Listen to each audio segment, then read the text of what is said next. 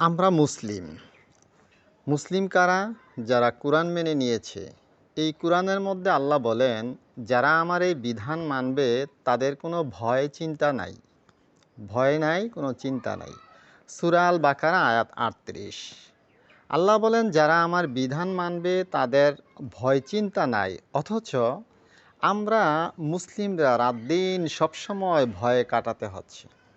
আমাদেরকে মারছে, আমাদের বাড়িঘর ধ্বংস করছে, আমাদের বাড়িঘর দখল করছে, আমাদেরকে শাসন করছে, সকল ক্ষমতা তাদের হাতে। তাহলে কি কোরআনের কথা ভুল, নাকি আমরাই মুসলিম হতে পারি নাই? আসল কথা হলো, আমরাই তো মুসলিম হতে পারি নাই। আমরা আল্লাহর হুকুম মানছি না।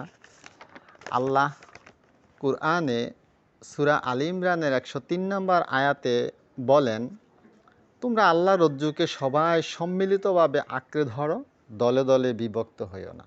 অথচ আমরা আল্লাহর কুরআনকে সবাই ধরেছি ঠিকই, কিন্তু সম্মিলিত হয় না, দলে দলে বিভক্ত হয়।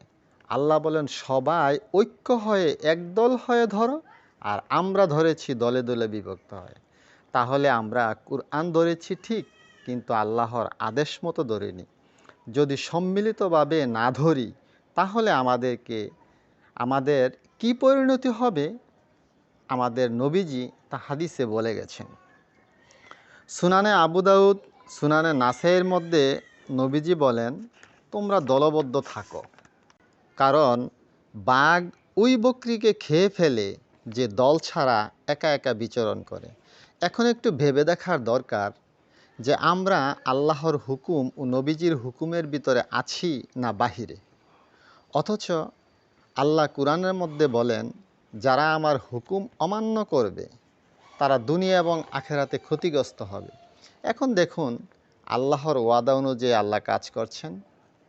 নামাজ, রোজা, হজ, যাকাত, পর্দা এগুলি যেমন আল্লাহর আদেশ, হুকুম, ইবাদত, ঠিক তেমনি মুসলিমরা ঐক্যবদ্ধ হওয়ার এবং রাষ্ট্র পরিচালনা করাও আল্লাহর হুকুম, আল্লাহর ইবাদত।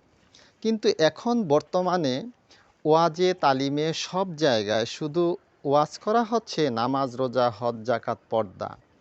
মুসলিমরা ঐক্য হওয়া, রাষ্ট্র পরিচালনা করা এগুলি ওয়াজে নাই। আমরা যদি ঐক্য হতাম, তাহলে আমাদের কাজে যদি আমরা ঐক্য হতাম, তাহলে আমাদের কাছে শাসন ক্ষমতা চলে আসতো। আর শাসন ক্ষমতা আমাদের কাছে আসলে আমাদেরকে কে মারতে পারে? যতক্ষণ পর্যন্ত ফতুয়াবাজি বন্ধ না করে ঐক্য হব, ততক্ষণ পর্যন্ত আমরা মার খেতে হবে। যদি আমরা মার খেতে না চাই, তাহলে প্রথমে আমাদের ঐক্যের জন্য সবাই মিলে কাজ করতে হবে। যখন আমরা ঐক্য হব, তখন আমাদের কাছে শাসন ক্ষমতা আসবে, আর যখন শাসন ক্ষমতা আসবে, তখন আমরা নিরাপদে থাকব। আল্লাহ হাফিজ।